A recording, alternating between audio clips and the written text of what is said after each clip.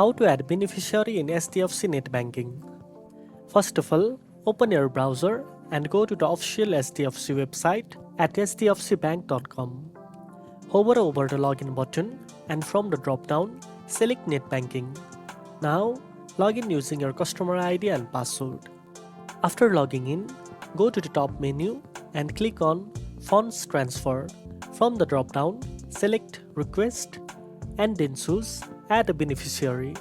Now, select the type of beneficiary you want to add, whether it's within HDFC Bank, another bank using NEFT or IMPS, or for international transfers. Enter the beneficiary details such as name, account number, IFSC code, account type, email ID, and more. Make sure to double check all the information to avoid any errors during transfers. Once all fields are filled in correctly, click on Add and confirm the request using your registered mobile number. You will receive an OTP for verification. Enter the OTP and submit the request. The beneficiary is usually activated within 30 minutes, but in some cases, it may take a few hours depending on the transfer type.